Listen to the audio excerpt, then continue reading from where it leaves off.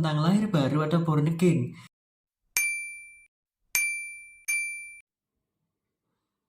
Shalom, puji Tuhan karena hari ini kita bisa kembali punya kesempatan untuk kembali berjumpa dalam kata firman Tuhan episode 3. Nah, hari ini kita akan belajar bersama tentang lahir baru atau born again. Nah, lahir baru atau born again ini adalah sesuatu yang sangat penting untuk kita pelajari bersama. Mengapa? Karena lahir baru adalah salah satu tanda bahwa seorang telah benar-benar dengan sungguh-sungguh menerima Tuhan Yesus Kristus sebagai juru selamat pribadi di dalam hidupnya. Nah, mengenai lahir baru ini kita akan sama-sama belajar dan membaca bersama di dalam dua kitab ya. Yang pertama di kitab Injil Yohanes pasal 3 ayat 3 dikatakan bahwa Yesus menjawab katanya, "Aku berkata kepadamu, sungguhnya jika seorang tidak dilahirkan kembali, ia tidak dapat melihat kerajaan Allah." Nah, kemudian yang kedua di kitab 2 Korintus pasal 5 ayat ke-17 dikatakan bahwa jadi siapa yang ada di dalam Kristus, ia adalah ciptaan baru, yang lama sudah berlalu, sesungguhnya yang baru sudah datang. Jadi seorang yang dilahir barukan ya, itu artinya bahwa seorang yang dulunya berada di bawah ikatan-ikatan dosa, tapi kemudian ia dibebaskan menjadi pribadi baru yang telah dimerdekakan dari ikatan-ikatan dosa oleh Tuhan Yesus Kristus.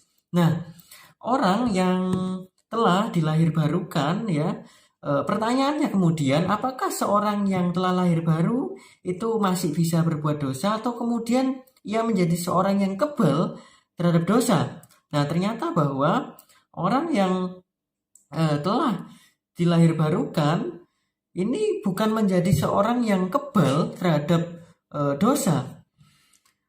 Orang yang telah dilahir barukan pun itu masih bisa ya melakukan dosa.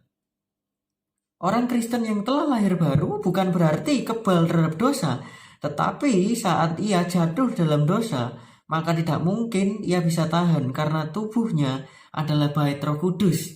Jadi seorang yang sudah lahir baru tidak akan mungkin menjadi seorang yang kemudian bisa jatuh dalam dosa, tapi kemudian bisa nyaman di dalam kejatuhannya. Jadi seseorang yang sudah dilahir barukan itu masih mungkin untuk jatuh di dalam dosa, tetapi dia tidak akan mungkin tahan untuk berlama-lama di dalam kejatuhannya di dalam dosa tersebut. Mengapa? Karena orang yang telah dilahir barukan tubuhnya adalah bait Roh Kudus. Jadi seorang yang telah dilahir barukan yang mungkin seandainya jatuh dalam dosa itu pastilah akan merasa sangat bersalah dan jijik dengan perbuatan-perbuatan dosanya. Nah, seseorang yang telah dilahir barukan artinya bahwa seseorang tersebut diproses dan disempurnakan hari demi hari oleh kuasa Injil Yesus Kristus.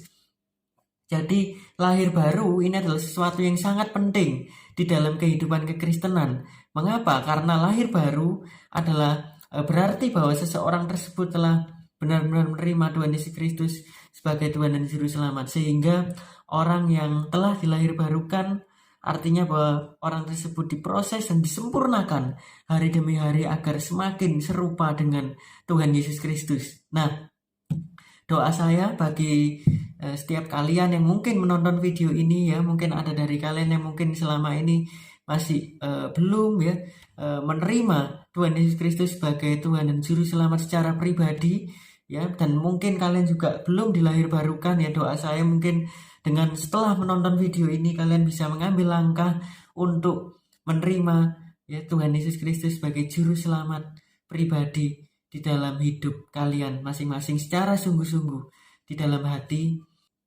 Nah, harapan saya semoga kalian bisa diberkati melalui video ini, dan hari ini kita sudah belajar bersama tentang lahir baru atau born again di kata firman Tuhan episode 3. Jadi kiranya nanti mungkin ada dari kalian bisa mengambil langkah yang positif setelah menonton video ini, dan nanti biar Tuhan sendiri yang menjamah hati setiap kalian yang menonton video ini, dan doa dan harapan saya semakin banyak dari kalian yang kemudian menerima Kristus sebagai Tuhan dan Juru Selamat pribadi dalam hidup kalian masing-masing, dan kemudian kalian menjadi pribadi yang dilahir barukan oleh Tuhan Yesus Kristus. Terima kasih. Nah, demikian video dan pembelajaran kita hari ini di Kata Firman Tuhan episode 3. Sampai jumpa di video-video selanjutnya. Tuhan Yesus memberkati.